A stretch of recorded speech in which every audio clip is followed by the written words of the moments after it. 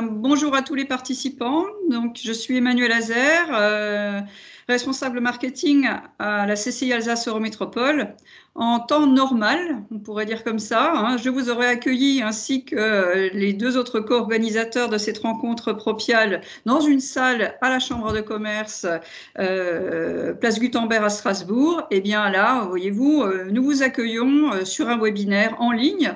On va essayer que ce soit à peu près la même chose que d'habitude. Donc, bienvenue à cette rencontre Propial en distanciel et dans l'espoir que la suivante puisse se faire, comme on dit, en présentiel. Alors, je rappelle les petites consignes en pareil cas. Je vous demande de bien vouloir fermer vos micros et vos caméras de manière à laisser toute la place aux intervenants qui vont arriver juste après moi. Bien évidemment, lorsque vous souhaiterez poser une question à la fin des interventions, n'oubliez pas de remettre votre micro en fonctionnement.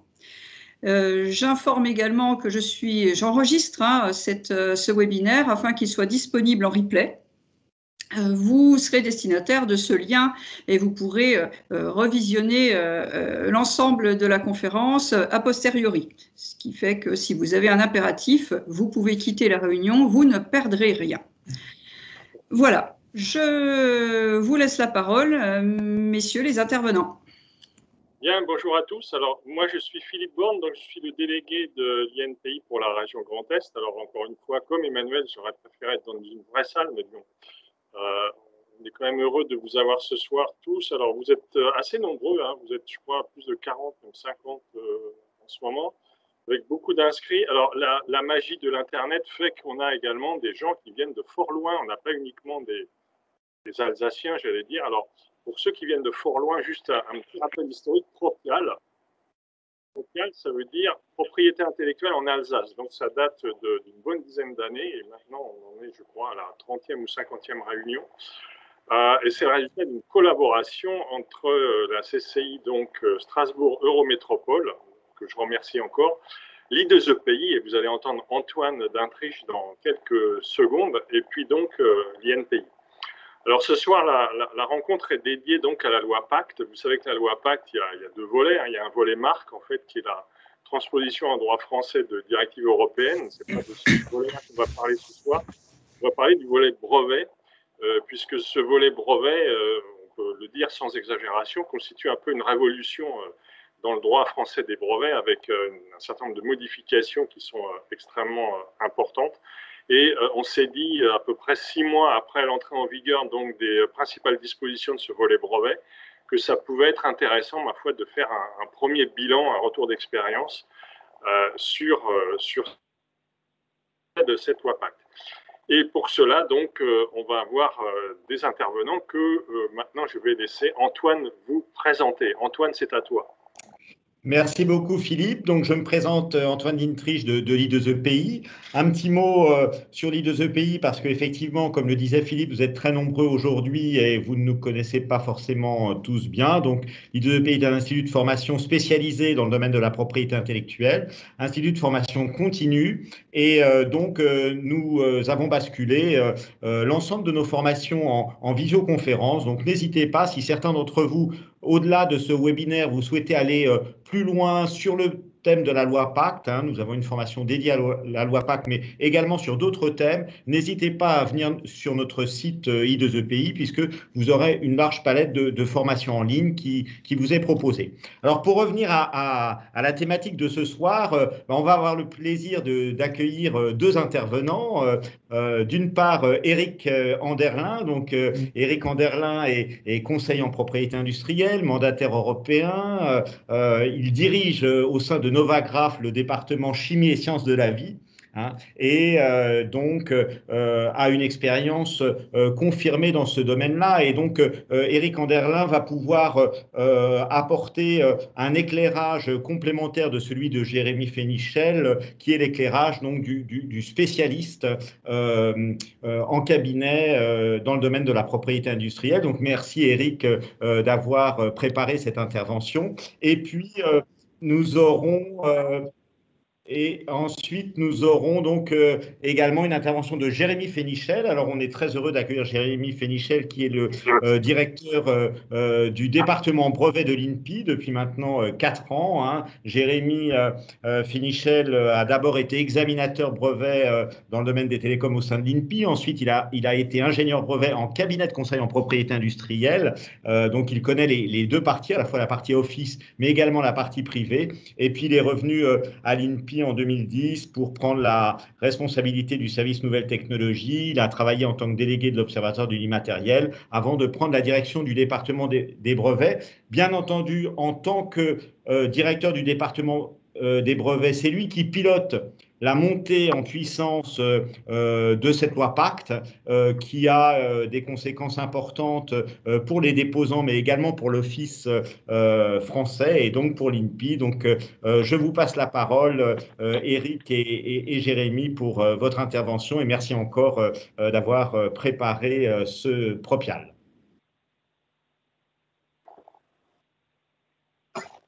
Bonjour à tous, merci Antoine, merci Philippe, merci Emmanuel pour votre introduction.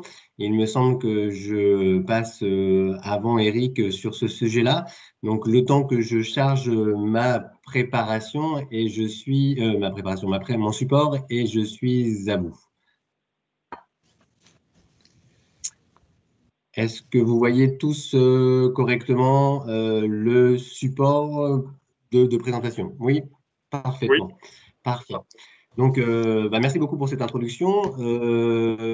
Voilà, on se lance dans cette présentation avec le contexte et les enjeux de la loi Pacte. Alors, les contextes et les enjeux de la loi Pacte, c'est quelque part, je le dois dire, même si je suis à la tête de l'INPI, que ça ne me fait pas toujours plaisir, à la tête du département des brevets, et que ça ne me fait pas toujours plaisir d'avoir entendu cela avant le lancement de Pacte, on peut considérer que le système brevet en France était, et en tout cas pouvait paraître un petit peu déséquilibré. Déséquilibré dans quel sens? Ben, on s'aperçoit qu'il y a bien que 58%, bien que les PME soient majoritaires en France, elles ne représentent que soit 58% des déposants.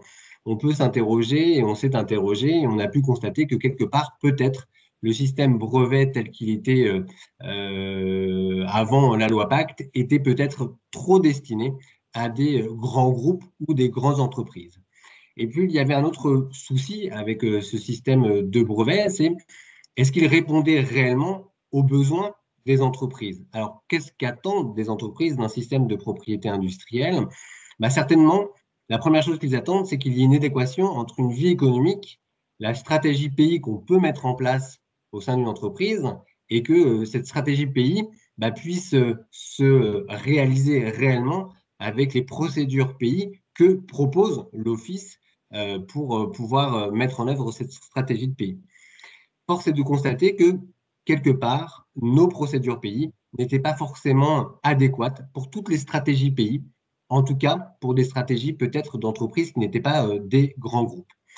Un autre souci aussi, c'est qu'est-ce qu'on attend du système pays? C'est certainement une reconnaissance du titre pays qu'on obtient, marque, dessin, modèle et brevet pour les propos de cette présentation. Quel est l'intérêt d'avoir un brevet si vous avez des doutes quant à sa validité, ou en tout cas, notamment pour manque d'activité inventive, puisque jusqu'à la loi Pacte, il était impossible de rejeter pour l'INPI une demande de brevet pour défaut d'activité inventive, alors que le manque d'activité inventive pouvait être un motif d'annulation de ce brevet au niveau des cours judiciaires. Et puis, là encore, du fait que est-ce que le titre était réellement valable ou pas, il y a, et on s'est aperçu qu'un certain nombre d'acteurs n'avaient plus confiance dans la procédure d'obtention des titres auprès de l'INPI. Et ça, c'est très dérangeant pour la notion économique. Comment voulez-vous qu'une entreprise qui a un brevet français, qui est nouveau et inventif, puisse trouver des partenaires, des acteurs économiques, des financiers, si ses propres financiers n'ont plus confiance dans la procédure d'obtention du titre et que ces financiers, ces partenaires, ont décidé que le brevet français, avec un grand B, n'était pas un brevet fort. À titre d'exemple, je voulais juste vous dire que une grande entreprise française a un jour essayé de faire un contrat de partenariat avec une société américaine pour le territoire français uniquement, sur la base d'un brevet français. La société américaine lui a refusé de rentrer en partenariat, mais cette même société française a réussi à rentrer en partenariat avec cette même société américaine sur la base d'un brevet européen qui avait exactement le même jeu de revendication pour le territoire français. Ça montre bien qu'il y avait quelque part un problème de déséquilibre entre ce que valait réellement juridiquement parlant le titre de brevet obtenu et ce que les personnes percevaient de ce titre, sous prétexte qu'un grand nombre de brevets français auraient pu être délivrés sans activité inventive. Il était donc certainement temps de repenser ce système brevet déséquilibré et de proposer un ensemble de procédures et d'outils permettant de pouvoir réellement calquer une vie économique et une stratégie pays d'une entreprise, qu'elle soit une grande entreprise, qu'elle soit une PME, ou que ce soit une université ou un laboratoire de recherche. Alors, je vous rappelle juste le calendrier de la mise en place de ces mesures pacte brevet. Depuis le 10 janvier 2020, il y a ce qu'on appelle le nouveau certificat d'utilité. Ce nouveau certificat d'utilité permet aujourd'hui d'avoir une protection de 10 ans, alors que l'ancienne durée était de 6 ans. Et lorsqu'on dépose une demande de certificat d'utilité, il est possible aujourd'hui de transformer cette demande de certificat d'utilité en demande de brevet dans les 18 mois qui suivent ce dépôt. Au 1er avril 2020 a été mise en place l'opposition brevet. Il est possible aujourd'hui qu'un tiers puisse s'opposer à la délivrance d'un brevet une fois ce brevet délivré publié. Vous avez 9 mois pour vous opposer à cette délivrance et contester cette délivrance pour un certain nombre de motifs, dont la suffisance de description, dont l'activité inventive, dont la nouveauté. Et c'est une procédure qui permet aujourd'hui réellement qu'un tiers puisse intervenir post-délivrance dans la gestion des titres de brevet. Depuis le 22 mai 2020, toutes les demandes de brevets qui sont déposées à compter du 22 mai 2020 peuvent aujourd'hui être rejetées pour un défaut d'activité inventive, ce qui n'était pas le cas avant. Comme je l'ai dit, un brevet était valable s'il était nouveau et inventif. Pour autant, le législateur n'avait pas donné la possibilité jusqu'au 22 mai 2020 à l'INPI de rejeter une demande de brevet pour défaut d'activité inventive. Enfin, la dernière mesure pacte qui a été mise en place consiste à la création d'une demande provisoire de brevet. On peut déposer une demande provisoire de brevet depuis le 1er juillet 2020 et transformer ou mettre en conformité cette demande provisoire de brevet en une demande de brevet dans les 12 mois qui suivent le dépôt de cette demande provisoire de brevet. Alors, concrètement, la demande provisoire de brevet, c'est rendre le système des brevets plus attractif et accessible pour les PME, les startups et conjuguer stratégie économique et procédure de délivrance. La mesure, en quoi elle consiste? C'est de proposer de rentrer dans une démarche brevet d'une façon allégée en termes de formalisme et d'une façon peu coûteuse. Peu coûteuse, c'est juste la taxe de dépôt de l'ordre de 26 € et avec un formalisme allégé puisqu'il est simplement nécessaire d'avoir ce qu'on appelle un descriptif d'une invention pour pouvoir initier une démarche de brevet, alors que pour une demande de brevet, il faut non seulement un descriptif qu'on appelle en plus description, qui est structuré d'une façon très particulière, et derrière, très rapidement, on a besoin d'un jeu de revendication qui va venir préciser l'objet pour lequel nous voulons une protection. Et il est souvent délicat pour une entreprise, quelle qu'elle soit, grande ou petite, de convertir son invention qui a eu lieu sur une paillasse, qui a eu lieu dans des labos de recherche, qui a eu lieu entre plusieurs équipes de recherche dans différents centres de recherche sur un territoire donné comme la France ou même à l'étranger, de convertir cette innovation en un formalisme assez lourd, je dois dire, même si je suis à la tête du département des brevets de l'INPI, ça reste un formalisme qui est lourd, même pour moi, de description, revendication complète. Or, dans la vraie vie économique, eh ben, en général, il faut trouver des partenaires, il faut discuter, il faut faire envie à d'autres, et donc de discuter de temps en temps de son innovation. Or, on sait très bien que si on discute de son innovation avec d'autres personnes, on a un risque de se divulguer.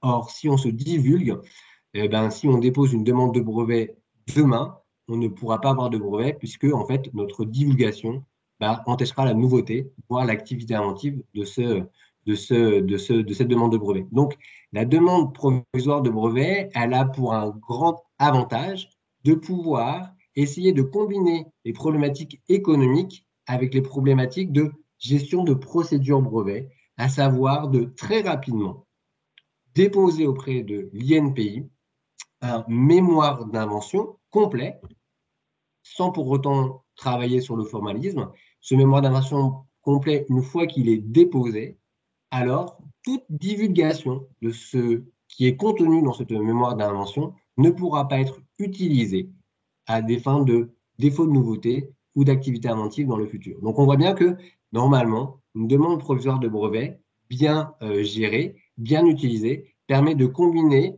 une discussion avec des partenaires, une discussion avec des investisseurs et commencer d'aller vers une demande de brevet afin d'obtenir une protection.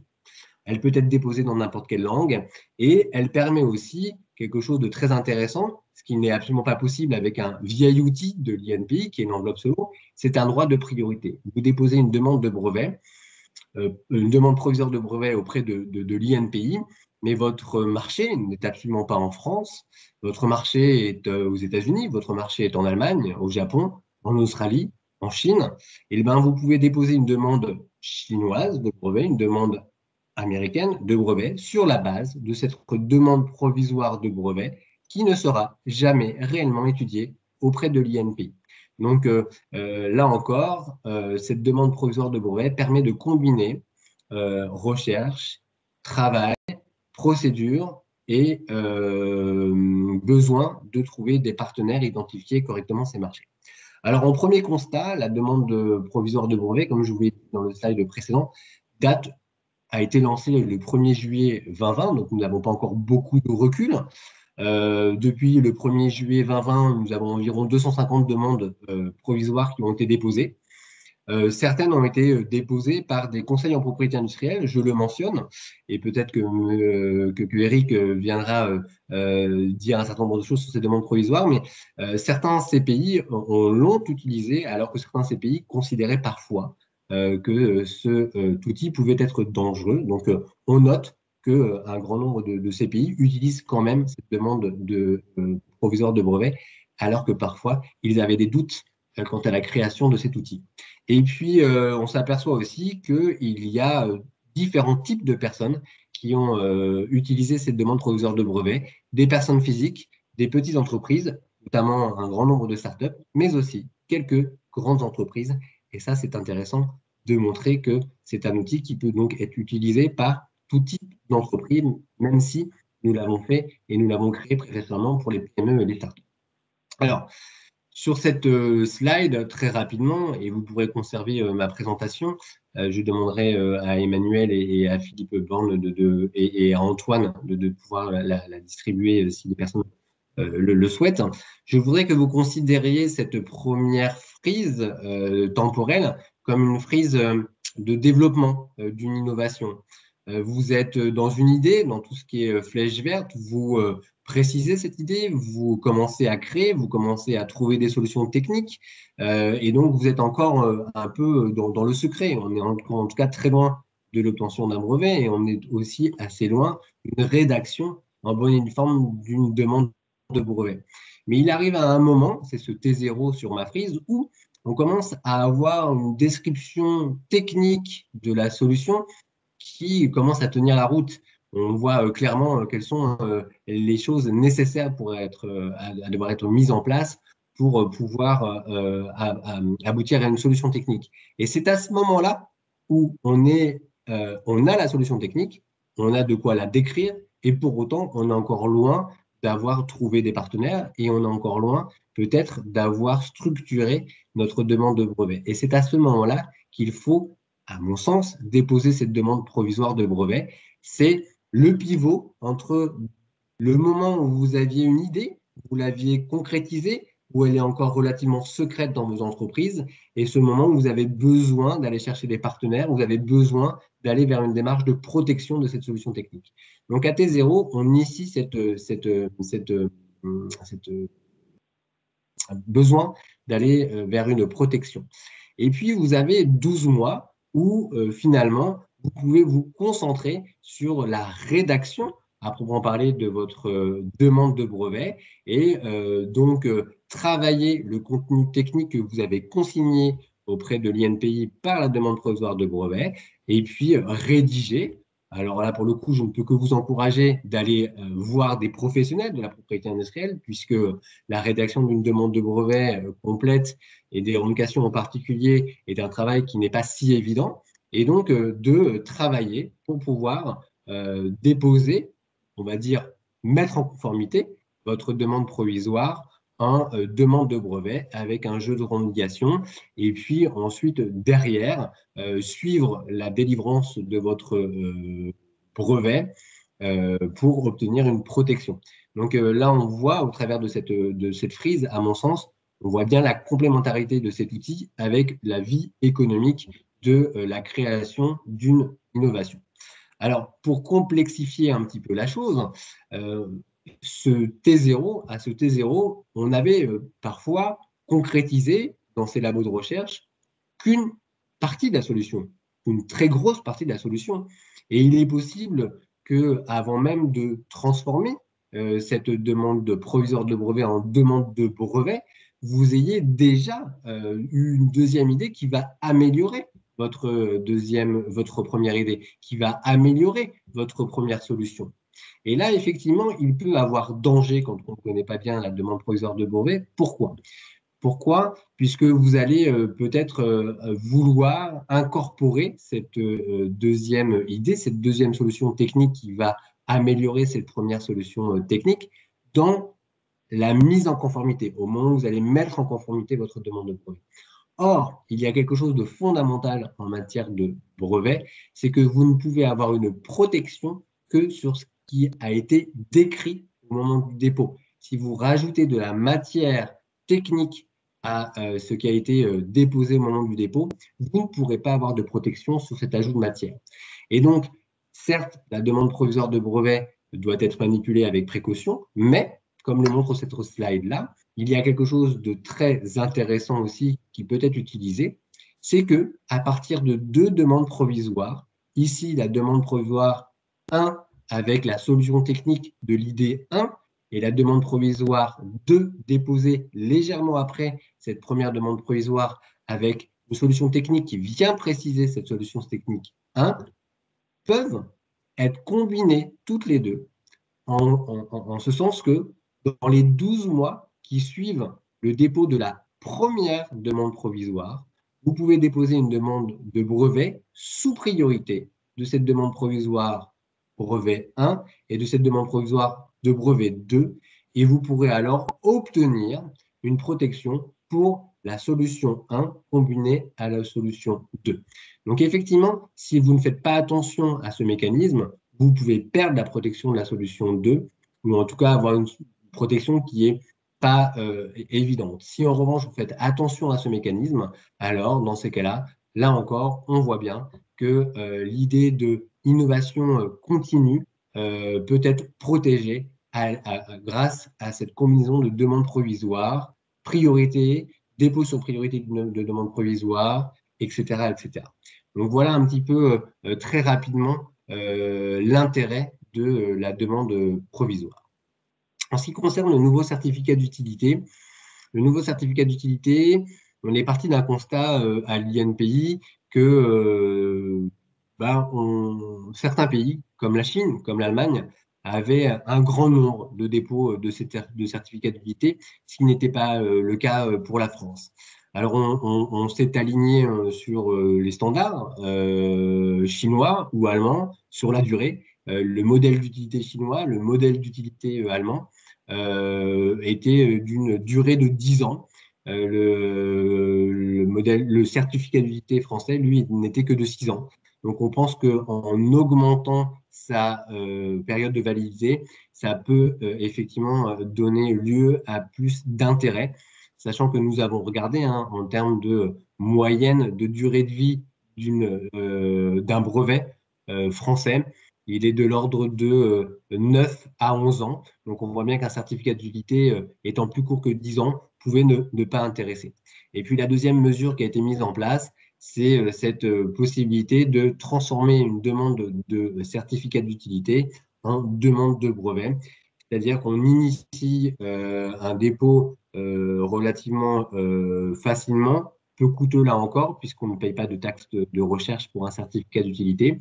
Et si on s'aperçoit que nous avons besoin d'une recherche d'antériorité, alors nous transformons le certificat d'utilité en demande de brevet. Alors, les avantages du certificat d'utilité, c'est que le certificat d'utilité se délivre assez rapidement puisqu'il n'y a pas de rapport de recherche et qu'il n'y a pas d'examen de nouveauté d'activité inventive. Sa durée de protection est de 10 ans maintenant et on s'aperçoit qu'on a 18 mois après le dépôt d'une demande de certificat d'utilité pour se dire, bah non, finalement, j'ai besoin d'un rapport de recherche, j'ai besoin d'une analyse de nouveauté d'activité inventive et donc je peux le transformer. Ça, ce n'était pas le cas avant. Alors, en termes de constat, il se trouve que nous avons doublé sur ce début d'année. Alors, on est quand même déjà au mois de novembre. Nous avons doublé sur 2020 le nombre de dépôts de certificats d'utilité par rapport à 2019 et 2018. Donc, ça veut bien dire qu'il y a un progrès sur les dépôts de certificats d'utilité. Il faut savoir aussi que 70% des certificats d'utilité qui étaient encore en vigueur au 10 janvier et donc qui avaient entre 0 et 6 ans ont été prolongés. Donc, il y avait certainement un intérêt à ces certificats d'utilité d'avoir une protection qui allait au-delà de 6 ans. Et puis, ce certificat d'utilité, et quand je vous disais en premier lieu que finalement, l'idée avec Pacte, c'était d'offrir un certain nombre d'outils qui permettaient de mettre en œuvre un certain nombre de stratégies différentes dans les entreprises. La petite histoire veut qu'un certain nombre de grandes entreprises nous avaient dit, mais vous savez, nous, le certificat d'utilité, même à 10 ans, même avec la possibilité de le transformer en brevet, ça ne nous intéressait pas plus que ça. Bah, malheureusement, pour nous tous, il y a eu cette crise Covid qui est arrivée en 2020 et il y a un certain nombre d'entreprises qui ont été bien heureuses de pouvoir déposer une demande de certificat d'utilité sans payer la taxe de recherche qui était de 540 €, puisque moins de liquidité, et qui, depuis, ont pour certaines transformé leur demande de certificat d'utilité en demande de brevet. Et donc là encore, toutes les procédures, toutes les nouveautés Pacte ne peuvent pas forcément servir à tout le monde ou à tout le monde au même moment, mais il est bien intéressant d'avoir plusieurs outils de procédure qui peuvent servir à tous à des moments différents, quand bien même aujourd'hui, on pense qu'on n'en aurait pas besoin. En ce qui concerne le rejet pour défaut d'activité inventive, il est vrai, je l'ai dit, qu'un certain nombre de personnes avaient des doutes quant à la validité d'un brevet avec un grand B français. Les chiffres peuvent parler, ils sont certainement à prendre avec précaution. Il y a un certain nombre d'études qui montrent que les brevets français sont plus souvent annulés que les brevets européens qui couvrent la France. En fait, ça varie. Certaines années, nous avons des chiffres inverses. En tout cas, une chose est certaine, c'est que la plupart des brevets qui sont annulés, qu'ils soient des brevets français ou qu'ils soient des brevets qui ont été délivrés par l'Office européen des brevets et qui aient une validité en France, sont annulés pour des défauts d'activité inventive. Et donc, il est quand même très intéressant et certainement très pertinent que dès la procédure auprès d'un office tel que l'INPI, il y ait un avis sur l'activité inventive et la possibilité d'avoir un rejet pour défaut d'activité inventive. Il ne sert à rien d'encombrer des tribunaux avec des brevets délivrés qui seraient tendancieux par rapport à l'activité inventive. En ce qui concerne l'activité inventive, donc ça renforce la robustesse du brevet français. On ne pourra pas dire demain, au prétexte que l'INPI n'avait pas de pouvoir de rejet de défaut d'activité inventive, que l'ensemble des brevets français sont non inventifs. Ça permet aussi d'harmoniser la procédure française avec celle des autres offices nationaux, offices européens, nationaux, et de l'Office européen. Il faut savoir qu'on était un des rares offices en Europe à ne pas rejeter pour défaut d'activité inventive. Chose qu'on peut constater aujourd'hui, comme je vous l'ai dit dans le premier slide, le système brevet français était parfois un peu déséquilibré en ce sens que on avait l'impression qu'il pouvait servir pour des grands déposants qui nous sont nos principaux déposants. Nous avons quand même 60% de nos dépôts qui sont effectués par des grandes entreprises. Et dans le top 20 des déposants, cela représente quelque chose comme 50 à 60% aussi du nombre total de dépôts. Donc, il ne fallait pas non plus que dans la mise en place de pactes, on perde ce type de déposants. Offrir des nouvelles possibilités à des startups, à des PME, oui, d'accord, mais qu'à condition que d'anciens déposants qui appréciaient l'ancien système continuent aussi à utiliser notre nouveau système. Il était hors de question de transformer un système pour grands déposants en un système uniquement pour petits déposants. Et il force est de constater que depuis la mise en place, le 22 mai dernier, de rejet pour défaut d'activité inventive, nous n'avons eu aucune baisse sensible des dépôts liés à la mise en place de la mesure. Donc, ces grands déposants qui parfois étaient un peu critiques par rapport à cette mise en place du rejet pour défaut d'activité inventive ont continué à déposer auprès de l'INPI après le 22 mai, et ça de façon soutenue comme c'était le cas l'année dernière. Il faut savoir aussi que cette rejet pour défaut d'activité inventive nous offre, nous, Office, des opportunités d'échange avec des homologues. Il faut savoir que nous avons, suite à la mise en place de pactes, j'ai moi-même été invité à participer à un colloque auprès du ministre de l'économie, ministère de l'économie des Pays-Bas et de l'Office des Pays-Bas, justement pour connaître les modalités, pour comprendre pourquoi nous voulions et nous avons proposé des modifications, puisque eux aussi, aux Pays-Bas, ils s'interrogent sur la modernisation de leur procédure de propriété industrielle. Grâce à rejet pour défaut d'activité inventive, nous avons aussi réussi à mettre en place un accord de reconnaissance mutuelle avec le JPO, qui est un des plus grands offices de propriété industrielle. Et aujourd'hui, un déposant français qui dépose une demande française et qui fait ensuite une extension sous priorité auprès de l'office japonais peut bénéficier de raccourcis de procédure afin d'avoir une délivrance plus rapide au niveau du Japon. Chose qui n'aurait jamais pu être mise en place si nous n'avions pas eu de défaut d'activité inventive, puisque notre office, malheureusement, était moins considéré que d'autres offices nationaux comme l'office allemand ou l'office anglais. Ensuite, et dernier point, il faut savoir que certains aussi pensaient que le rejet pour défaut d'activité inventive allait arrêter la complémentarité entre la procédure française et la procédure européenne, ou la complémentarité entre les connaissances de l'INPI, les connaissances de l'Office européen des brevets. Il n'en est rien, puisqu'aujourd'hui encore, même si nous avons mis en place le rejet pour défaut d'activité inventive, le rapport de recherche préliminaire réalisé sur les demandes de brevets françaises est toujours réalisé par l'Office européen des brevets. Et ça a toujours un grand intérêt puisque ça permet, si vous voulez faire une extension d'une demande française vers l'Office européen des brevets, de ne pas repayer la recherche. Donc, la mise en place du défaut pour activité inventive n'a pas remis en cause la complémentarité INPI, Office européen des brevets, dans le cadre de la procédure de délivrance. Enfin, le dernier point que je voulais aborder avec vous ce soir, c'est une petite présentation de la procédure d'opposition brevet. La procédure d'opposition brevet, elle a pour but de renforcer la confiance du brevet français et d'offrir une alternative aux procédures judiciaires. Les procédures judiciaires sont assez coûteuses. Une procédure d'opposition auprès de l'INPI le sera moins. Et puis, une procédure judiciaire est assez longue. Une procédure d'opposition auprès d'un office tel que l'INPI se veut relativement courte, puisque nous nous sommes fixés comme objectif d'émettre une décision d'opposition dans les 18 à 20 mois après le dépôt de l'opposition. Donc, l'avantage de l'opposition, c'est permettre à un tiers de faire une opposition dans un délai de 9 mois maximum après sa délivrance.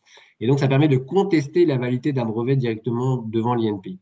Là encore, on ne le voit pas forcément au travers de ces slides, mais la mise en place d'une procédure d'opposition, c'est aussi admettre que, quelque part, les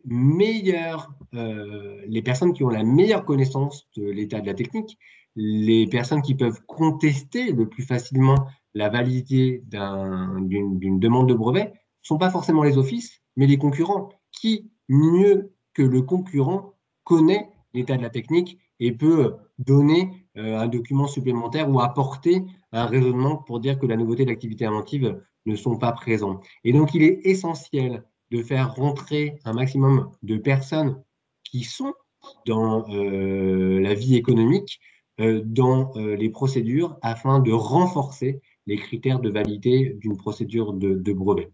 Les avantages, donc ça permet de disposer d'une procédure plus rapide et moins coûteuse qu'une action judiciaire, je l'ai déjà dit, et puis d'attaquer à moindre coût des brevets de faible qualité. Ça reproduit.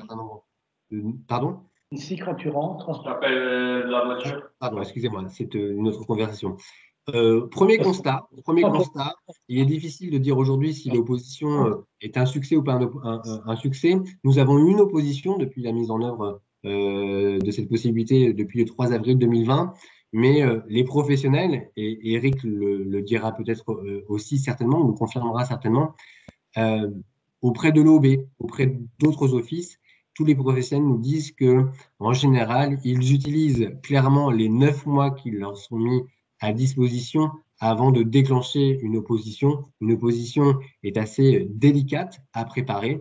Et donc, 9 mois après le 3 avril, c'est le 3 décembre ou le 3 janvier. Donc, nous verrons réellement sur 2021 si nous allons avoir régulièrement des oppositions. Nous avons à peu près estimé un taux d'opposition de 2 à 3%. Nous sommes alignés sur les taux d'opposition qu'il y avait dans les autres offices nationaux en Europe. Très brièvement et très rapidement, ce n'était pas forcément le propos de cette discussion aujourd'hui, je vous ai mis un bref logigramme de cette procédure d'opposition. Donc, vous avez 9 mois pour faire une opposition après que le brevet ait été délivré. Il y a à l'issue de ces 9 mois un premier examen de recevabilité. Nous envoyons cet examen de recevabilité si c'est recevable. Le mémoire d'opposition est transmis au titulaire du brevet pour lequel une opposition est formée. C'est le début de l'instruction. Dans cette phase d'instruction, on demande au titulaire du brevet de répondre aux objections soulevées par l'opposant. Et puis, sur la base des réponses et des objections, l'INPI émet un avis d'instruction et dit clairement si, selon lui, il donnerait raison à l'opposant ou au titulaire sur un certain nombre de griefs. Et puis, suite à cet avis d'instruction, il y a la possibilité pour l'opposant et pour le titulaire de formuler des réponses, des contestations sur l'avis d'instruction proposé par l'INPI. Et puis, en phase finale, de demander une procédure orale où, lors de la procédure orale, les différentes objections et réponses pourront être analysées pour un avis définitif de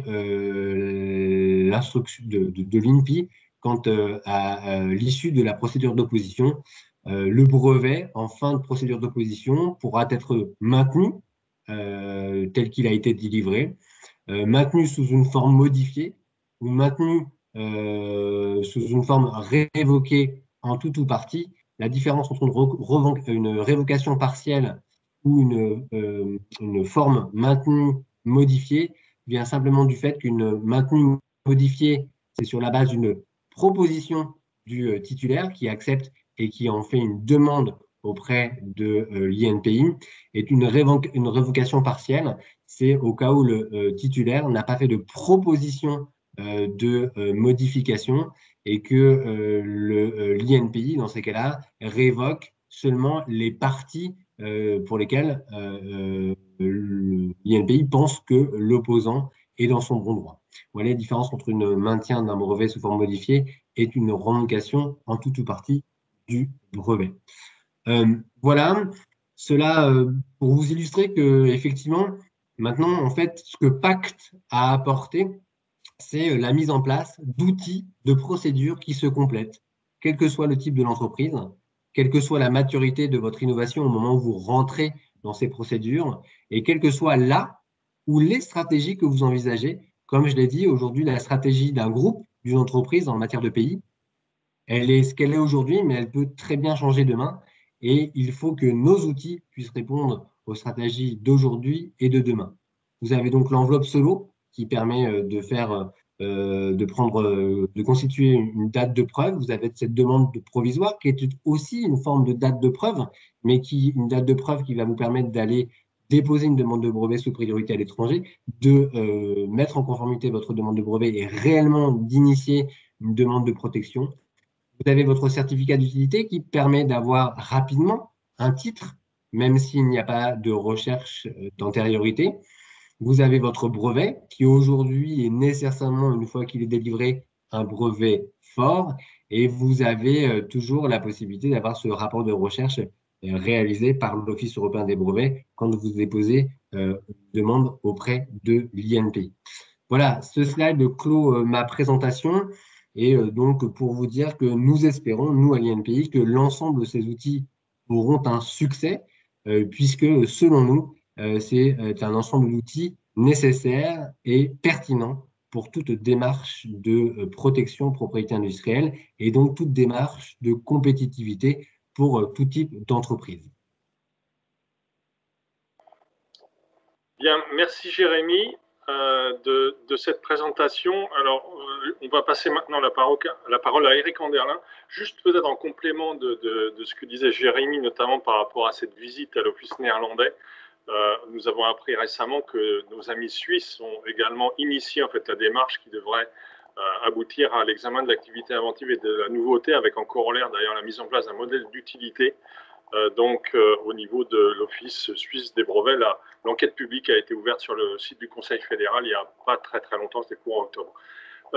J'ai également identifié des questions qui étaient posées via le chat. Ce que je propose, c'est qu'on réponde à toutes les questions peut-être à la fin de la présentation de Eric.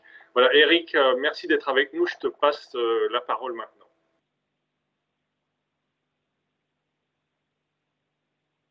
Alors, Eric, ton micro est inactivé.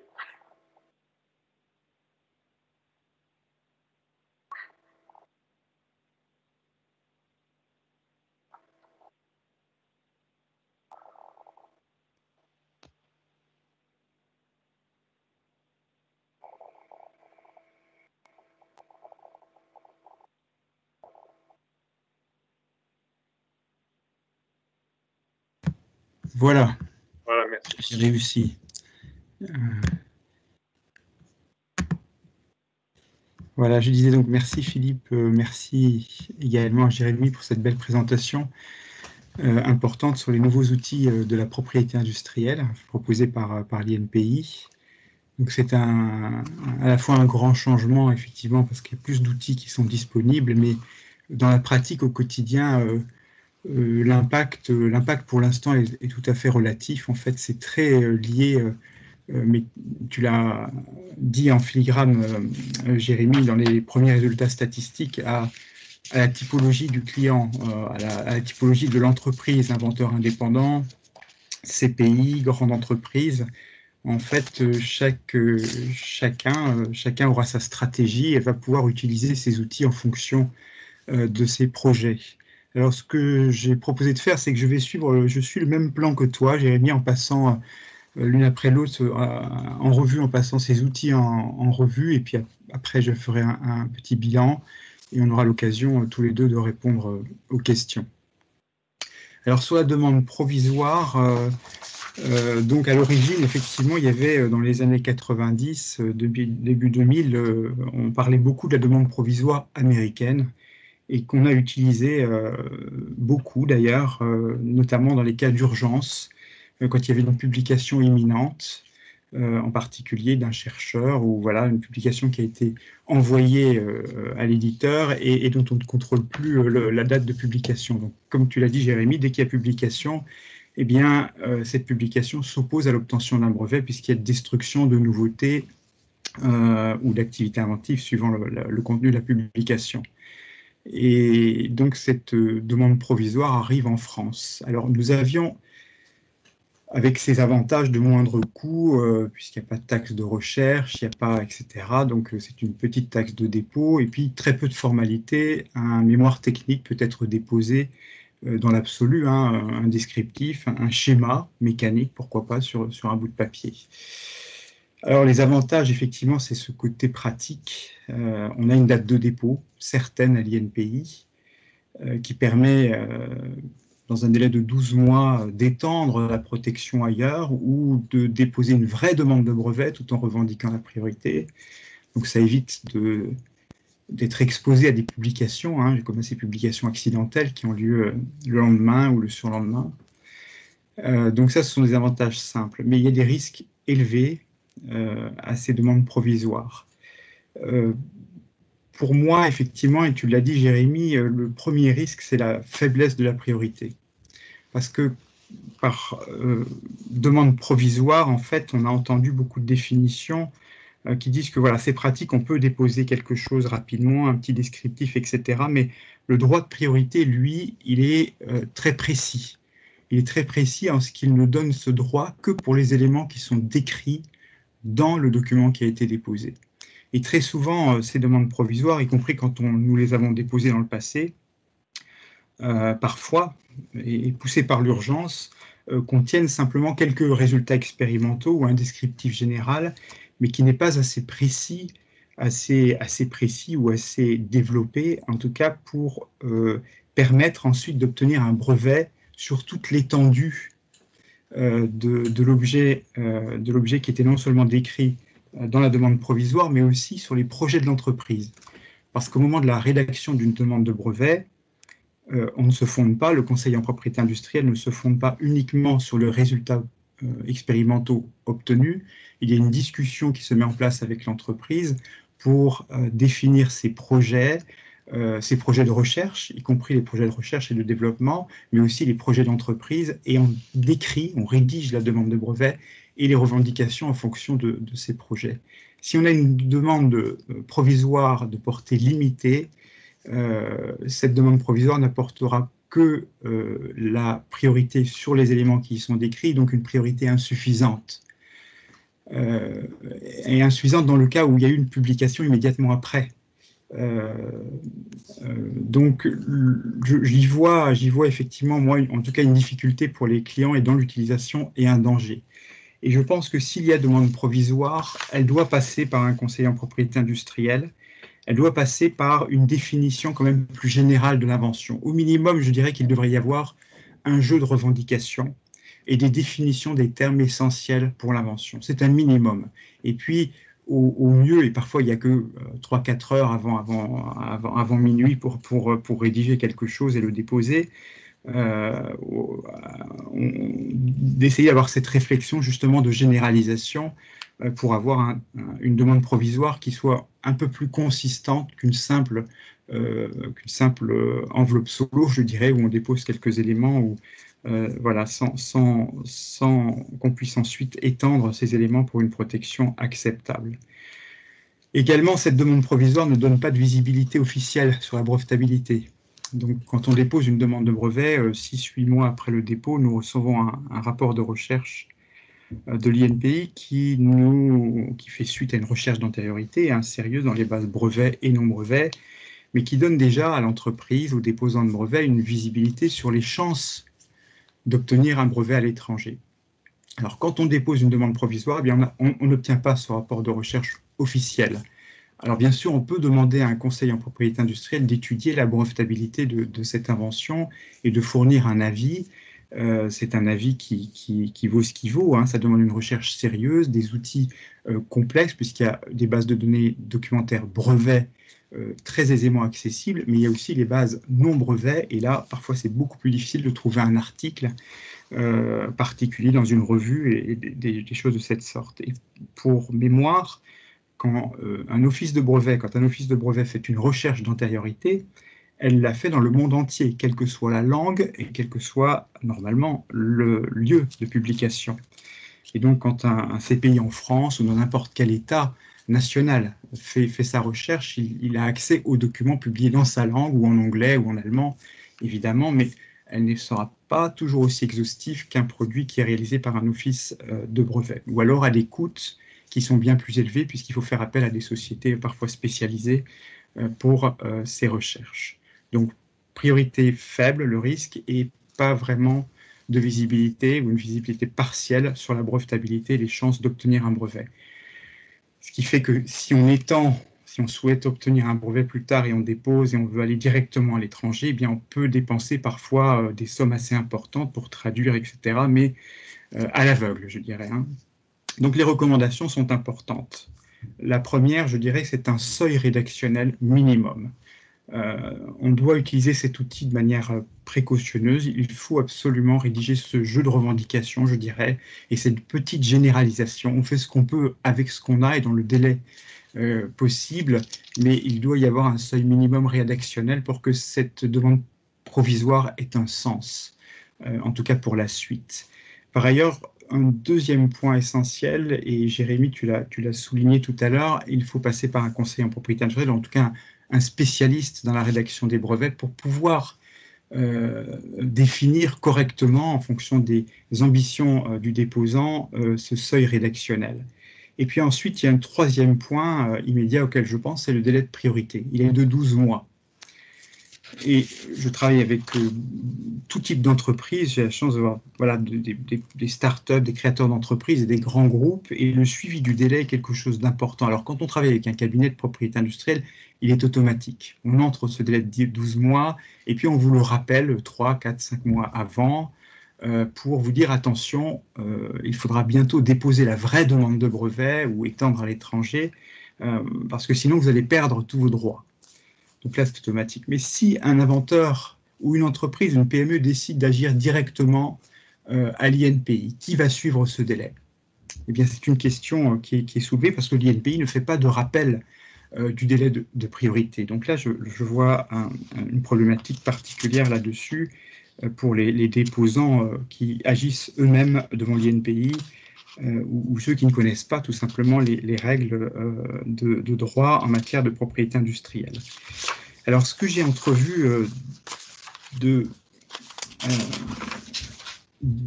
en termes stratégiques, de très positif en tout cas sur cette demande provisoire, et c'est l'utilisation que nous faisions dans le passé pour les demandes provisoires, c'est de voir cet outil plutôt comme un outil second, un outil suivant, c'est-à-dire de se placer dans le cadre d'un premier dépôt de demande de brevet, par exemple. Je parle hors urgence, où on n'a pas le choix du dépôt très rapide du demande provisoire, hors urgence. Donc, on a déposé une première demande de brevet, et comme vous le savez, quand on dépose des demandes de brevet, la recherche ne s'arrête pas. On ne dit pas aux chercheurs, stop, on a déposé, on arrête les recherches. Enfin, parfois, c'est un sous-traitant, donc là, c'est autre chose. Mais les recherches continuent. Et il peut y avoir des résultats complémentaires, il peut y avoir des développements complémentaires. Et dès lors qu'on a déposé une demande de brevet initiale bien rédigée, et que dans le délai de priorité, il y a des développements, eh bien, je vois une très forte utilité pour cette demande provisoire, c'est de déposer ces demandes provisoires dans le délai de priorité pour prendre date sur ces résultats complémentaires. Et puis, dans le délai de 12 mois, quand on arrive à la préparation du texte pour l'extension par l'international PCT ou autre, eh bien, on réunit en quelque sorte, on va réunir ces descriptions, la description initiale et ces compléments pour lesquels on a pris date par des dépôts provisoires dans un texte complet qui va faire l'objet d'une demande de brevet, soit en France à nouveau, en revendiquant les priorités successives, soit à l'international à travers une demande PCT, une demande internationale, ou des demandes nationales à l'étranger. Donc ça, je pense que c'est un point très positif pour cet outil. Le deuxième outil que tu as décrit, Jérémy, c'est le certificat d'utilité. Un certificat d'utilité, à vrai dire, j'ai 25 ans d'expérience maintenant. J'en ai vu très peu passer. Ces certificats d'utilité, je crois, sont essentiellement utilisés dans les domaines de la mécanique. Je n'aimerais pas faire d'erreur, mais je vois plutôt, j'entends mes collègues en parler, en tout cas dans les domaines de la mécanique. Mais en chimie, en sciences de la vie, c'est assez rare qu'on utilise un certificat d'utilité. Et c'est peut-être lié, tu l'as mentionné, à la durée de protection moyenne sur les brevets. Et effectivement, dans les domaines mécaniques, ou parfois même dans le traitement des signaux, etc., on a des durées moyennes de 7 à 12 ans de protection, et puis après, les brevets sont abandonnés, les technologies sont obsolètes, on passe à autre chose, etc. Donc voilà, donc c'est dans ce cadre. Mais pour la chimie et les sciences de la vie, la réalisation de l'invention, son industrialisation prend souvent davantage de temps, encore plus quand il s'agit d'un médicament. Donc cet outil est peu utilisé dans mon domaine. Les avantages, évidemment, pour une entreprise, une PME, un inventeur indépendant, c'est le non-paiement de la taxe de recherche. Clairement, 500 €, ça peut représenter un budget aussi pour un inventeur indépendant. Et alors, la contrepartie, effectivement, c'est qu'on n'aura pas accès à ce fameux rapport de recherche dont j'ai parlé tout à l'heure, émis par l'INPI dans les 6-8 mois qui vont suivre ce dépôt. Alors, les avantages, c'est la procédure simplifiée. Le deuxième avantage, c'est qu'on peut transformer. Pendant 18 mois, tu l'as dit, mais en pratique, c'est 16 mois, puisque ça doit précéder la publication du certificat d'utilité. On peut le transformer en une vraie demande de brevet, et puis il y aura une recherche alors qui sera réalisée, une étude de brevetabilité, enfin un examen de la brevetabilité, etc. Voilà. Donc il y a cette souplesse de transformation. Et puis le troisième point que je vois positif, c'est l'embarras des tiers. Ah oui, parce qu'on a un titre de propriété industrielle qui est délivré, et bon, je réalise à peu près une centaine d'études de liberté d'exploitation chaque année, personnellement, donc c'est un volume assez important. Je peux vous dire que quand on tombe sur des titres et comme les brevets français avant, qui ont été livrés sans examen ou avec un examen raccourci, c'est embarrassant. C'est embarrassant parce qu'il faut faire une étude complémentaire, une recherche complémentaire pour mesurer la validité, la valeur de ce titre. Et puis, il arrive que certains de mes clients, en voyant un titre de propriété industrielle et ne sachant pas, ou même après des études, parce que rien n'est tout noir ni blanc en propriété industrielle, il y a de la technologie dans les brevets, et c'est parfois une affaire d'experts, y compris devant les tribunaux. Eh bien, quand il y a embarras, il y a parfois aussi prise de contact avec des tiers, et pourquoi pas, ou alors on change de projet, on réoriente sa recherche pour aller vers d'autres choses en voyant qu'il y a un titre de propriété industrielle qui existe déjà. Voilà, ce sont les aspects positifs. Alors les inconvénients, c'est de la contrepartie, l'opposabilité vis-à-vis des tiers. Si on veut faire valoir son droit, il faut revenir par exemple vers l'INPI pour engager une action, avant d'engager une action devant les tribunaux. Donc il faut faire une étude de brevetabilité par l'INPI pour pouvoir ensuite faire valoir ses droits devant les tribunaux. Vous voyez, donc y compris le titulaire lui-même est dans l'embarras, pas seulement les tiers. Donc ça pose peut-être un souci au niveau stratégique. Le deuxième point que je vois effectivement, c'est l'absence de visibilité officielle, puisqu'on n'a pas ce rapport de recherche sur la brevetabilité. Alors, bien que le certificat d'utilité donne un droit de priorité, comme la demande provisoire, comme une demande de brevet, si on n'a pas ce rapport de recherche, eh bien, les risques de ne pas obtenir de brevet, en tout cas d'être confronté à l'étranger avec un vrai rapport de recherche ou avec un rapport de recherche, et puis des documents qui sont très pertinents, par exemple, sont importants. Donc on peut dépenser de l'argent pour aller ailleurs, en Angleterre, en Allemagne ou aux États-Unis, sans visibilité. Voilà. Enfin, on peut en avoir une, effectivement, mais c'est jamais celle des offices de brevets. Alors sur la stratégie, c'est un outil, je crois, qu'on peut utiliser de différentes manières. J'ai entendu dire quelques jours, un directeur de propriété industrielle m'indiquait qu'il va peut-être utiliser aussi ce titre, donc c'est quelque chose qui m'avait échappé, mais pour faire plaisir aux inventeurs. Hein, parce que la demande de brevet coûte cher, donc parce qu'il y a le rapport de recherche et puis il y a la procédure qui va suivre, coûte cher. Hein, tout est relatif, mais tout est relatif aussi en termes d'entreprise. Hein. Donc ça représente simplement un budget, je vais dire. Voilà, on va pas, parce que si on regarde les coûts, effectivement, c'est pas très cher compte tenu de l'exclusivité de marché qui est proposée en contrepartie, donc pour l'invention. Mais voilà, faire plaisir aux inventeurs, c'était une chose que j'ai entendue. La deuxième, ce sont des titres qu'on va demander probablement pour des inventions où la brevetabilité qu'on a pu détecter nous-mêmes est incertaine.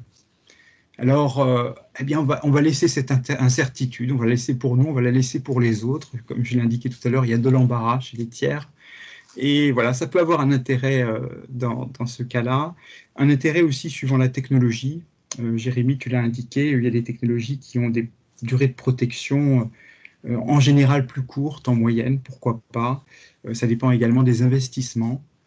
Je connais des grands groupes de recherche, mais par exemple le commissariat à l'énergie atomique qui classe ces inventions, ou d'autres entreprises, suivant les inventions très importantes en catégorie A, moyennement importantes pour l'entreprise en catégorie B, et en catégorie C, celles qui n'ont pas ou peu d'importance, en tout cas détectées au moment de la prise de décision de demander un droit de propriété industrielle ou non. Et bien là aussi, stratégiquement peut-être, si c'est une invention qui n'a a priori pas beaucoup d'importance pour l'entreprise, peut-être qu'on va demander un certificat complémentaire de protection. Et puis, ça peut être dissuasif, comme je vous l'ai indiqué. Et un dernier point, pourquoi pas, je l'ai indiqué ici, mais ça peut être valable dans le cadre d'une demande provisoire qu'on abandonne ensuite, donc qui ne sera pas publiée. Eh bien, dans le certificat d'utilité, on peut aussi, on a l'attestation d'une date certaine en déposant sa demande à l'INPI, même si on ne donne pas suite à ce certificat d'utilité, pourquoi pas sur un droit d'usage antérieur.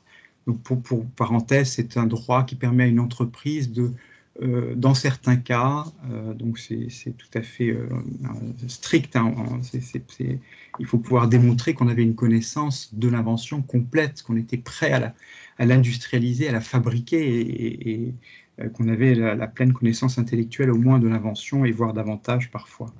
Donc, une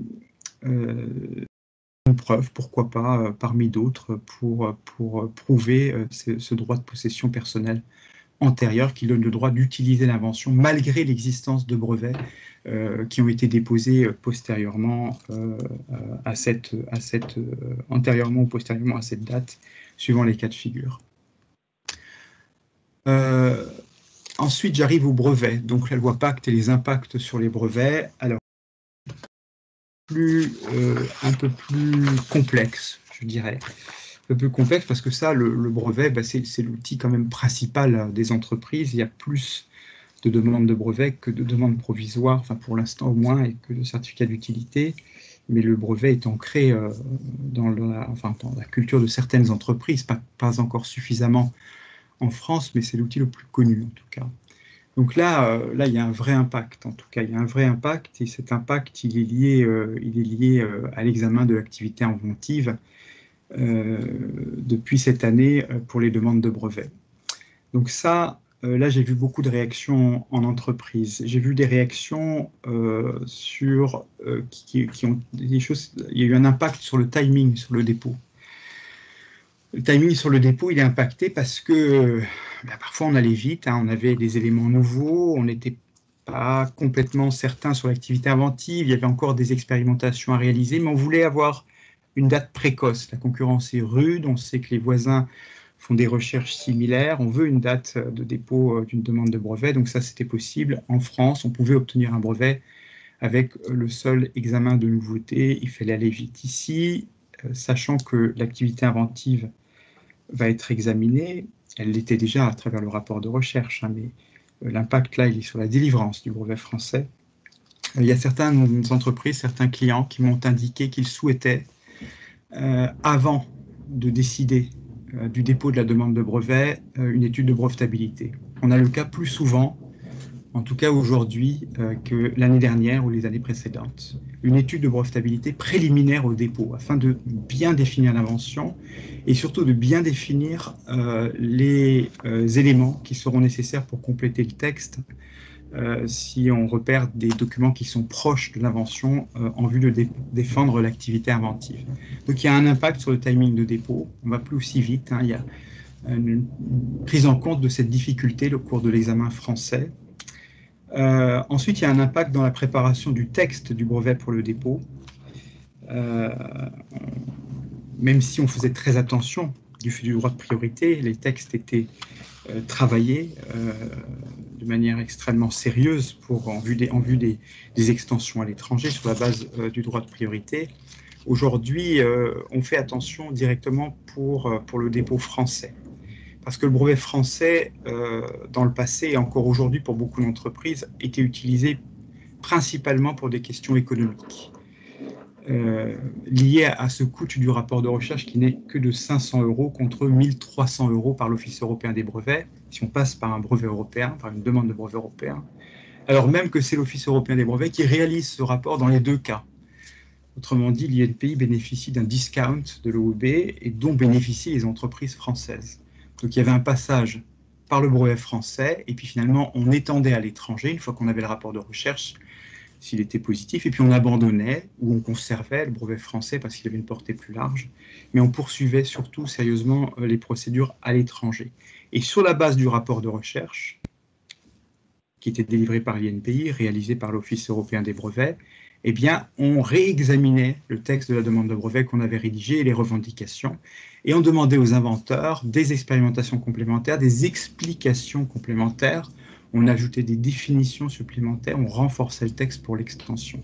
Voilà, c'était ça l'utilisation avant. Là, aujourd'hui, on est obligé peut-être de prévoir les choses un peu différemment, puisque le brevet français est renforcé.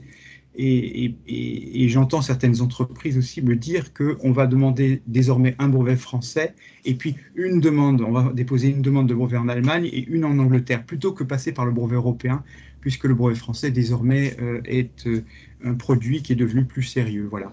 Et puis d'autres entreprises qui vont continuer, pour l'instant en tout cas, poursuivre les demandes de brevets européens et avoir juste utiliser le brevet français un peu comme un moyen de prospection sur la brevetabilité pour avoir un avis préliminaire avant de dépenser de l'argent pour des extensions ailleurs.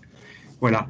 Et puis, certainement, il y aura un impact sur le choix du type de dépôt lui-même, parce que si on fait une étude préliminaire de brevetabilité et puis quand on prépare le texte, on a le sentiment aussi, parce que les inventeurs nous fournissent de l'art antérieur, hein, ils sont experts dans leur domaine, hein, donc on regarde, et bien là, effectivement, il y a un impact sur le choix du type de dépôt. Est-ce qu'on va déposer une demande provisoire, enfin, ou un certificat d'utilité ou un brevet? Voilà, donc ce sont les différents impacts. Et puis ensuite, au cours de la procédure, la dernière chose que je vois, c'est quand on répond au rapport de recherche. Donc avant, on ne répondait que sur la nouveauté de l'invention. Donc c'était très facile. Généralement, on obtenait un brevet français. Il y avait parfois des examinateurs à l'INPI un peu récalcitrants dans certains domaines technologiques, mais généralement, on obtenait son brevet français. Alors aujourd'hui, ce n'est plus le cas. On a un examen au fond et il va falloir déposer de l'argumentation. Il faut déjà, on le fait, on dépose de l'argumentation. Ce qu'il y a de nouveau, c'est qu'il y a une procédure d'opposition derrière. Donc on modifie les revendications, on dépose une argumentation d'activité inventive, et puis derrière, il y a une procédure d'opposition. C'est-à-dire que cette argumentation, qui avant ne pouvait éventuellement être utilisée en cas de litige, il y a peu de litiges finalement en France, hein, bien là, elle pourra être utilisée au cours de la procédure d'opposition. Tout ce qui est dit sera utilisé contre vous, contre le brevet. Voilà. Donc ça demande une attention très particulière pour répondre au rapport de recherche. Et l'économie, finalement, qui était recherchée à travers différents titres, à travers le certificat d'utilité, etc., et puis à certains moments dans le passé la baisse des taxes, etc., bien là, en fait, elle est remise en cause parce que ça a un coût, cette analyse d'activité inventive. Hein. Ce sont des experts qui doivent la réaliser, hein. Pas les inventeurs. Les inventeurs ont une vision erronée de l'activité inventive. Ce sont les experts dans le domaine. Donc ce ne sont pas eux, et ce ne sont pas eux qui disposent et qui ont et qui connaissent les critères des offices. Donc ce sont des conseillers en propriété industrielle, des mandataires européens, en cabinet ou en entreprise, qui examinent ces éléments pour donner un avis. Voilà. Donc en résumé, il y a un renforcement de la gestion des risques dans la phase préparatoire du texte, quel que soit le choix opéré, clairement, et puis un choix stratégique sur le titre demandé, pour le titre demandé, après avoir examiné cette brevetabilité au préalable. Hein. Ce qui est sûr, c'est que quand on dépose une demande de certificat d'utilité ou de brevet, ce n'est pas neutre. La chose va être publiée dans 18 mois. On peut retirer les demandes pour éviter la publication, hein, après avoir reçu le rapport de recherche. Mais enfin, si on poursuit, la chose va être publiée. La chose va être publiée et puis on va pouvoir faire opposition et puis etc. etc. Donc l'entreprise se dévoile quelque part. Hein, donc il faut faire attention dans l'utilisation des outils. Et puis là-dessous, il y a évidemment la nécessaire confidentialité des données. Hein, c'est toujours un fil rouge. Tout doit rester confidentiel avant ces publications obligatoires. Donc ça demande une nécessaire attention et des précautions supplémentaires au moment de la rédaction et puis dans les réponses au rapport de recherche.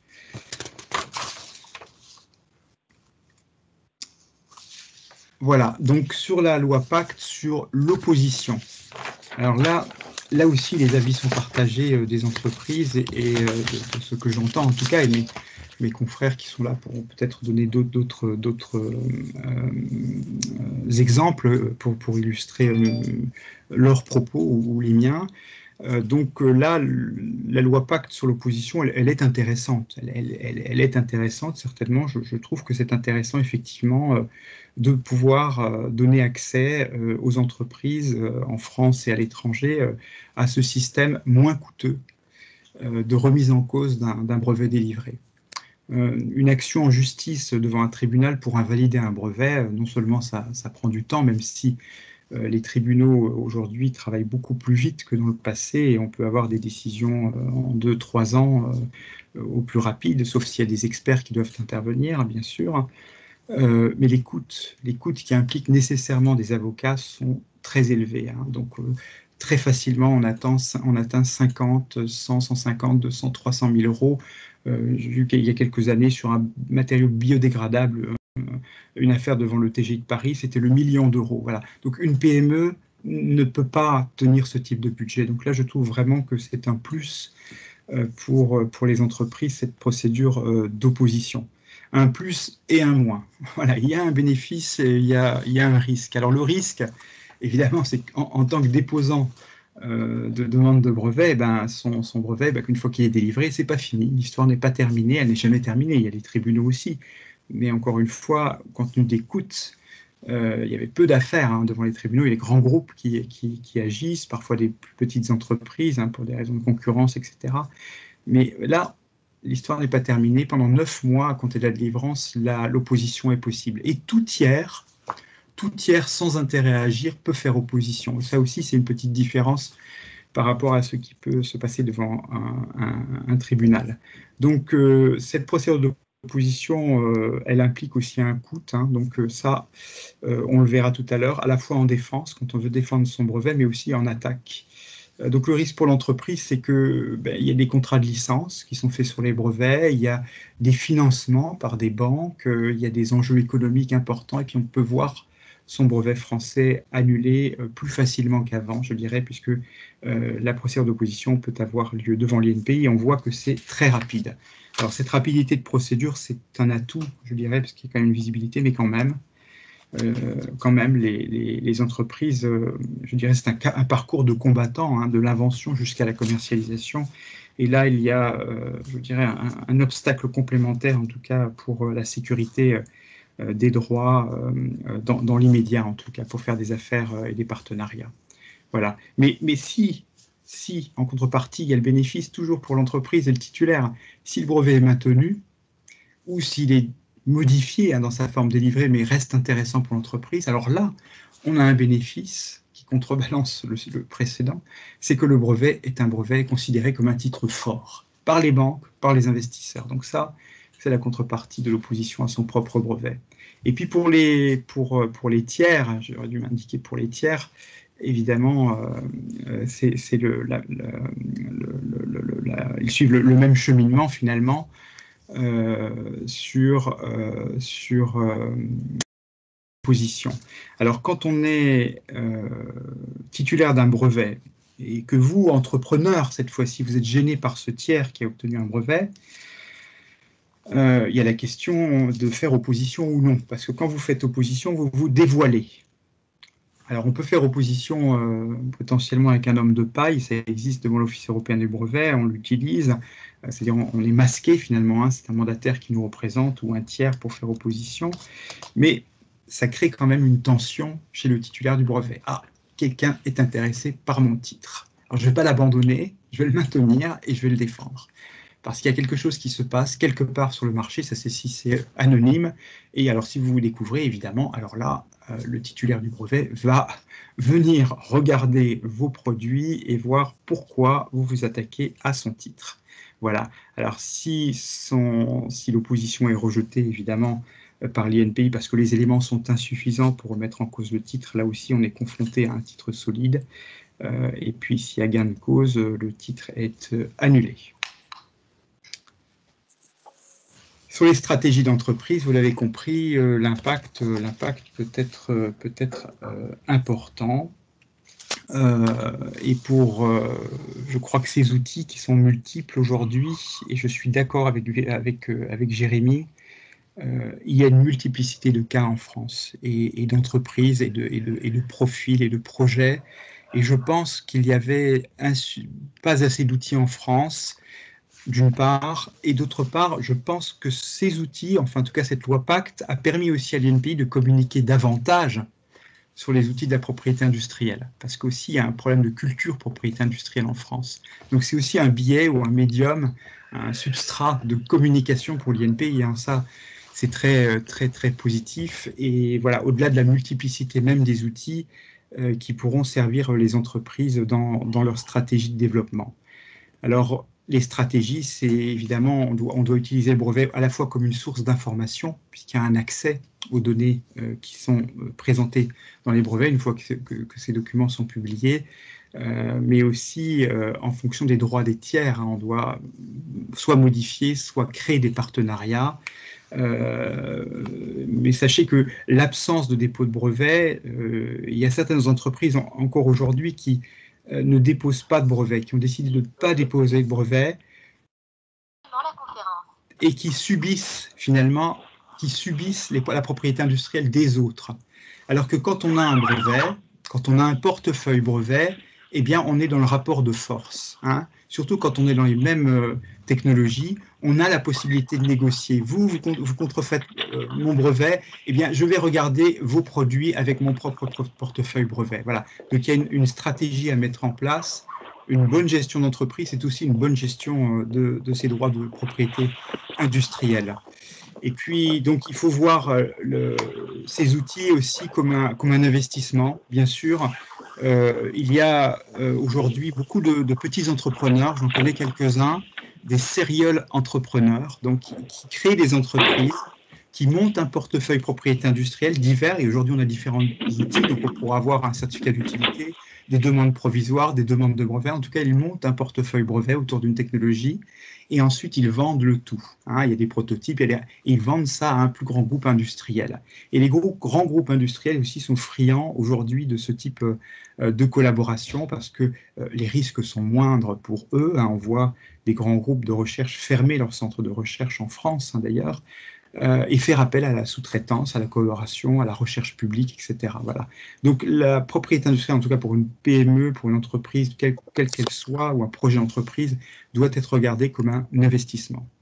Voilà. Et donc j'ai dressé là ce portrait un peu général pour dire qu'il n'y a pas une stratégie d'entreprise, il y a une multiplicité de stratégies, une multiplicité de situations, et à chaque instant du dépôt qui doit être fait ni trop tôt ni trop tard, en fonction des budgets, des marchés, des alliances, des résultats expérimentaux, etc. Tous ces paramètres doivent être considérés pour choisir le bon outil de propriété industrielle.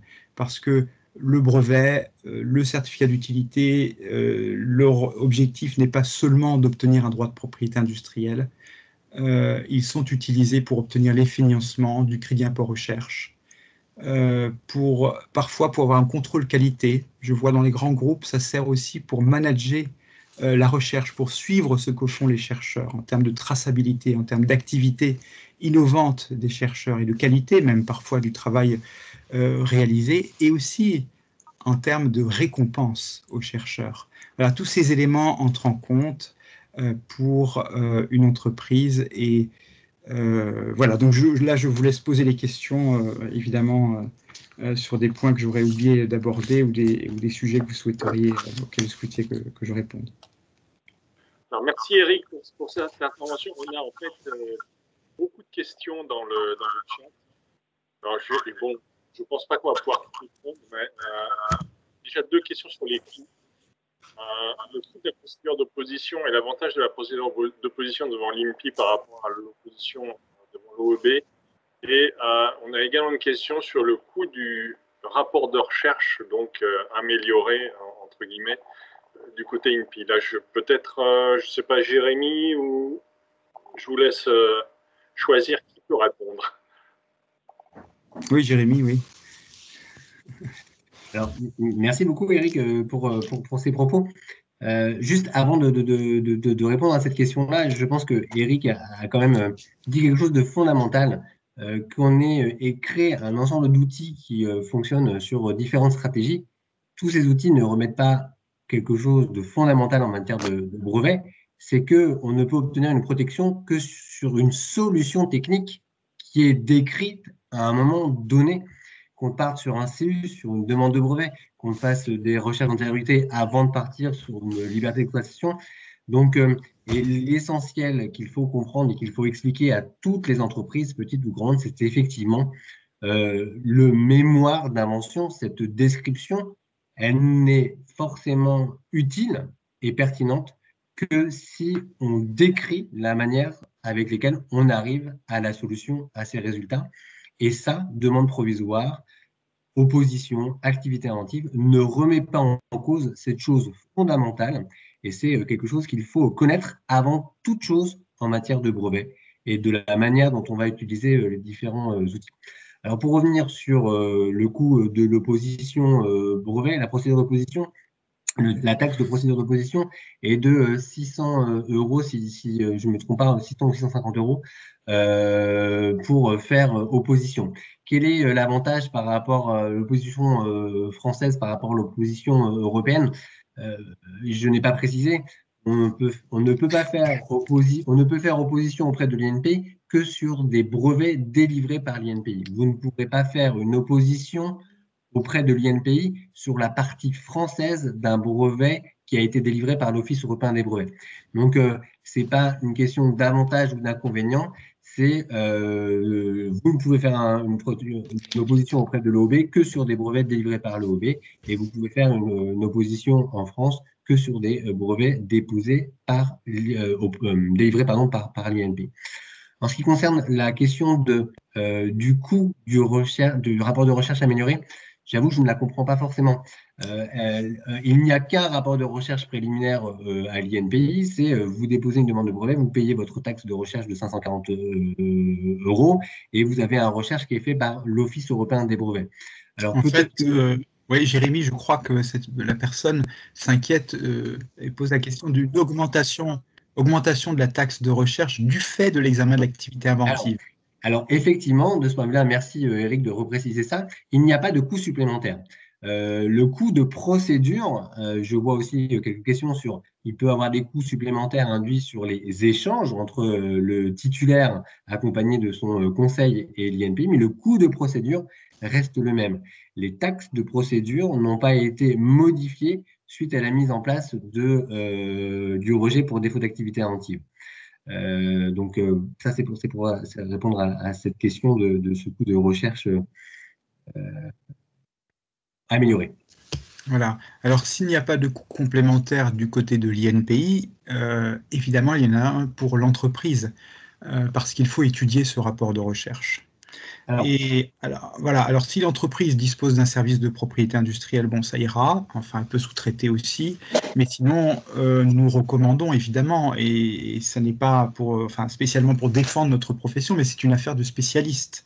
Et les spécialistes pour étudier ces rapports sont les conseils en propriété industrielle. Donc, il est nécessaire de soumettre ce rapport de recherche à un conseiller en propriété industrielle qui va placer son expertise dans son analyse. Et ça a un certain coût. Et alors, suivant le nombre de documents cités, le type d'objection, la technologie, l'urgence parfois dans laquelle le rapport doit être étudié, parce que l'INPI parfois émet ses rapports très tard, mais souvent assez tôt, Jérémy. Mais parfois, ça arrive à quelques jours avant la date d'extension. Voilà. Donc, ça peut impacter le prix. Et une étude de brevetabilité, je dirais, ou de ce rapport de recherche peut s'étendre pour les cas très simples, je dirais, d'environ 500 € pour donner un ordre d'idée. Hein. Mais pour des cas extrêmement complexes, il arrive qu'on ait des rapports avec 16 documents, 17, 18, 20 documents. Dans certains rapports, ce que je trouve excessif à titre personnel, mais on arrive à des coûts qui sont de l'ordre de 3 000, parfois 4 000 € dans les domaines de pointe, hein, évidemment, quand on parle de télécommunications, de chimie industrielle, etc., enfin, voilà, ou de biotechnologie. Voilà, c'est pour vous donner un ordre d'idée, mais plus généralement, je dirais, ça se situe autour de 1 500 €. Voilà, grosso modo, c'est le coût d'une étude, d'un rapport de recherche. Et puis, l'étude n'est pas tout, parce qu'une fois qu'on l'a étudié, il faut répondre à l'INPI. Et la réponse à l'INPI présente également un coût, parce qu'il faut présenter à l'INPI une argumentation qui va être accessible aux tiers. Donc voilà, ce n'est pas automatique, et là, il y a un coût complémentaire, et qui devra intégrer d'ailleurs les remarques, les expérimentations complémentaires éventuelles des inventeurs. Voilà, donc il y a tout ça à considérer. Donc il faut remettre encore une fois peut-être ce prix-là pour la réponse au rapport de recherche. Alors, si je peux me permettre, Eric, je voudrais quand même un peu modérer ces propos de prix supplémentaires que je ne nie pas, bien au contraire. Il faut savoir, à titre d'exemple, qu'aujourd'hui, et il n'y a pas de raison que ça change demain, puisque c'est le même office qui nous fait les recherches, vous avez 20% des demandes de brevets déposées auprès de l'INPI qui ont ce que j'appelle un rapport de recherche préliminaire vierge. C'est-à-dire qu'en fait, on n'a aucun document qui est particulièrement pertinent pour la nouveauté, pour l'activité inventive. Le rejet pour défaut d'activité inventive n'engage, selon moi, pas beaucoup de coûts supplémentaires par rapport à la situation d'avant, puisque a priori, il n'y a pas d'analyse très poussée ou plus poussée à faire sur le nouveau jeu de revendication à fournir pour la délivrance. Pour les 20%. Voilà, pour ces 20%. Maintenant, il y a aussi un certain nombre de demandes de brevets pour lesquelles la revendication 3, 4, 5, 6, 10, 18 présente de la nouveauté d'activité inventive. En tout cas, c'est ce qu'analyse l'Office européen des brevets. Là encore aussi, c'est pareil. Si on a besoin d'être très pressé et que malheureusement, on n'a pas forcément le temps et le coût d'une analyse, la nouvelle revendication consiste à combiner des revendications telles que c'était le cas pour la nouveauté avant. Donc là aussi, c'est pareil. Je conçois tout à fait qu'effectivement, pour un certain nombre de demandes, mais pas l'ensemble des demandes, les coûts soient augmentés. Donc là aussi, c'est pareil. C'est certainement le coût de la réponse au rapport de recherche préliminaire peut être augmenté si la préparation, comme tu l'as très bien dit, n'a pas forcément été très bien faite au départ, ou au contraire, va plutôt être dans la même modalité que l'ancienne réponse, sauf qu'effectivement, on va plutôt combiner des revendications qu'on n'avait pas envie de combiner avant, mais le coût de combinaison de ces revendications n'est pas beaucoup plus cher. Voilà, c'est juste pour éviter de dire que nécessairement, sur toutes les demandes de brevets, il va avoir un coût supplémentaire. Je pense qu'il faut tempérer, et je conçois tout à fait, effectivement, que sur des demandes un peu plus complexes, où on veut pas, désolé d'expression, lâcher l'affaire un peu facilement auprès de l'activité inventive sur telle ou telle revendication, chercher une argumentation et travailler cette argumentation, chose qui n'était pas faite avant. Et dernier aussi argument pour contrebalancer un petit peu cet argument de coût peut-être un peu trop facile, c'est que un certain nombre de demandes de brevets aussi étaient étendues au Japon, aux États-Unis, auprès de l'Office européen des brevets, auprès d'autres offices nationaux. Et au moment de l'extension, il y avait un retravail à faire en matière de de rédaction de revendications, souvent, qui étaient issues d'une analyse qui avait été faite suite au rapport de recherche préliminaire obtenu au cours de la demande française. Et cette analyse peut certainement être en partie réutilisée pour la réponse au rapport de recherche préliminaire français. Donc, il peut avoir une notion d'augmentation de coût, mais certainement par rapport à d'autres choses qui sont faites ultérieurement, au moment de la priorité, peut-être quelque part aussi une mutualisation de certains coûts. Voilà, c'est un certain nombre de propos. Maintenant, il est certain que le brevet français étant plus fort, il y a certainement une petite complexité supplémentaire pour l'obtenir, et cette complexité a certainement un coût de réflexion et d'analyse partagé entre tous. Alors, merci Jérémy. Bon, il est déjà 33. Je propose qu'on se limite encore à une dizaine de minutes. J'ai vu Laurent Nuss qui a levé la main depuis quelques temps pour prendre la parole. Donc, je propose de donner la parole à Laurent et puis ensuite on essaiera de prendre une dernière question parmi celles qui sont dans le chat. Laurent, c'est à toi. Merci Philippe. Oui, je vais être rapide, mais c'est un peu pour animer ou donner de la contradiction. Moi, je voudrais dire que je suis tout à fait d'accord avec ce qu'a dit Eric. Sur ces modifications de la loi Pacte, moi, je les classerais en 3 catégories. Si je devais donner des cartons, je donnerais des cartons verts, cartons orange et cartons rouge. Le carton vert pour la procédure d'opposition et pour le critère d'activité inventive, ça, je pense que ce sont typiquement 2 mesures qui vont permettre de renforcer le brevet français et ça va dans le bon sens. Un carton orange pour le certificat d'utilité, on a commencé à le modifier, notamment en rallongeant la durée. Je voudrais répéter ce que j'avais dit il y a 1 an à la Chambre de commerce, c'est que malheureusement, on n'a pas pris l'essence fondamentale de ce qui marchait, de ce qui faisait son succès en Allemagne, c'est-à-dire la procédure d'Abzweigung, la procédure indirecte. C'est ça qui fait toute la force du modèle d'utilité. Vous déposez une demande de brevet en Allemagne et jusqu'à l'expiration de cette demande de brevet, eh bien, on peut à tout moment transformer ce brevet en une demande de modèle d'utilité et agir devant un contrefacteur. Et c'est ça toute la force. Ça permet d'hyper rapidement d'être réactif et de pouvoir avoir une arme contre un contrefacteur. Malheureusement, on n'a pas fait ça en France. On l'a prolongé de 6 ans à 10 ans. C'est bien, mais ça suffit absolument pas. Donc, carton orange. Et puis, dernière chose, carton rouge. Moi, personnellement, je trouve je vais prendre des termes hyper dangereux, pour ne pas dire criminel, cette procédure de demande de brevet provisoire. Et je n'ai pas vraiment compris les arguments de M. Fénichel. Pour moi, c'est hyper dangereux parce qu'on a un faux délai de priorité. On se retrouve après 10 mois, ou avant le délai de 12 mois, on doit faire non seulement la demande de brevet français, mais on doit faire toutes les extensions et on n'a pas le rapport de recherche.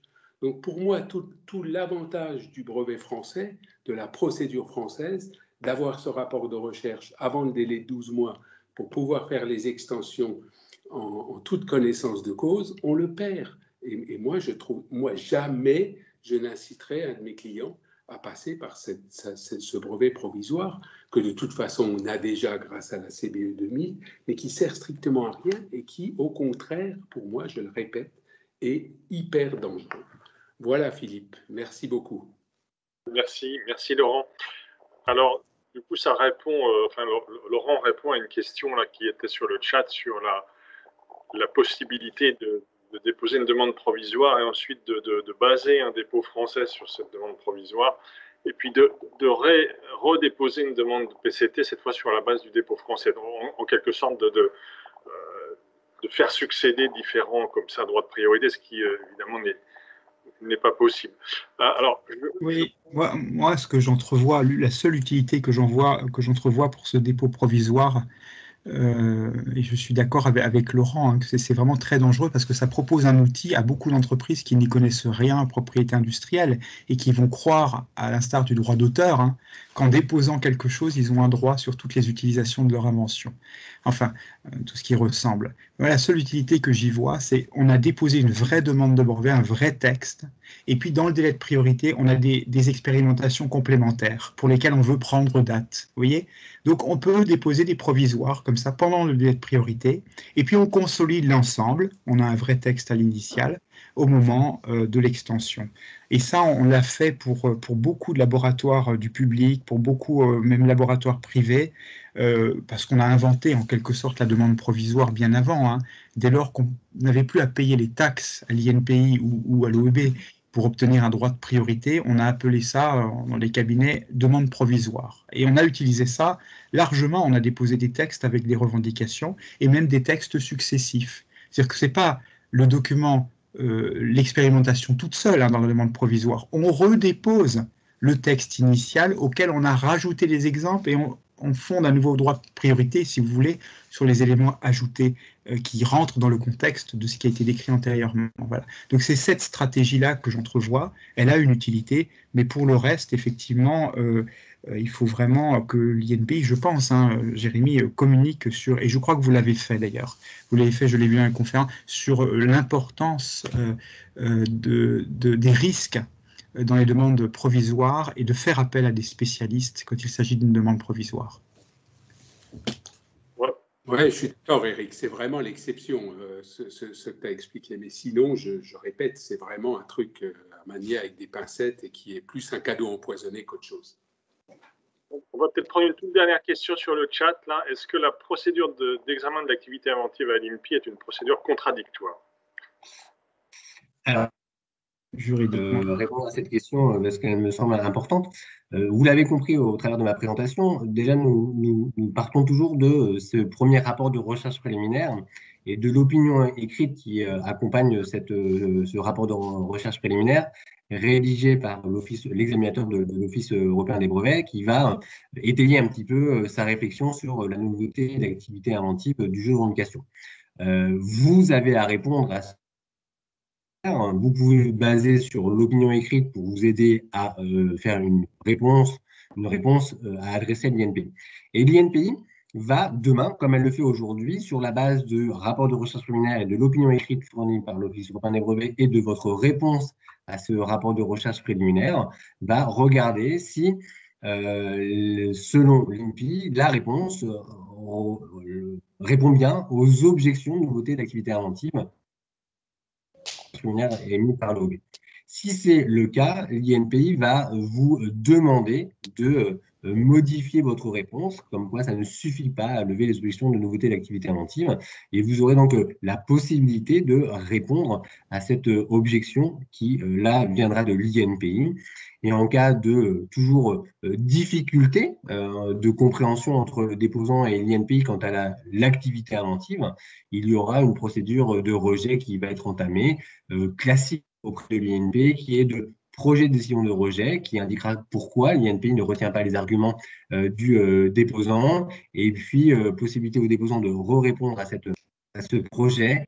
Et in fine, si toujours pas d'accord entre le déposant et l'INPI sur la notion de nouveauté d'activité inventive, rejet de la demande sur la base de d'activité inventive. Donc c'est bien une procédure contradictoire tout à fait classique et connue par ailleurs sur d'autres critères d'invention au niveau de l'INPI. Bien, eh bien, écoutez, je pense qu'il est temps de terminer peut-être cette rencontre propiale. Je voudrais remercier tous nos intervenants, donc Eric Anderlin, Jérémy. Merci également à Emmanuel de la CCI pour l'organisation. Antoine, merci Antoine, je pense qu'Antoine est toujours là. Merci également à tous les participants. Donc, on posait beaucoup de questions ce soir et je vous donne rendez-vous donc pour un prochain Propial. Alors, je ne sais pas si ça sera en présentiel ou en distanciel. Faut qu'on voit, hein, ma foi, parce que le distanciel permet également d'élargir l'audience peut-être à d'autres zones géographiques. Donc, c'est un point à étudier. Mais voilà, je voudrais vous remercier encore une fois à tous. Et puis, à très bientôt donc, pour un prochain Propial autour donc, de la propriété intellectuelle. Merci encore à tous. Au revoir. Merci beaucoup Emmanuel et Philippe et pour cette belle organisation et je trouve que ces rencontres sont très intéressantes. Bravo. Voilà. Merci Eric, oui, et puis bien une prochaine fois. À bientôt. Je me joins à Eric pour ces remerciements. Et c'était un regret de ne pas être sur Strasbourg et à la fois très pratique pour moi de pouvoir être avec vous sans avoir à me déplacer. Donc, il y a des avantages et des inconvénients au présentiel et au distanciel. Tout à fait. Merci à vous tous. Au revoir. Merci. Au revoir, à bientôt. À bientôt. Au revoir, merci. À bientôt.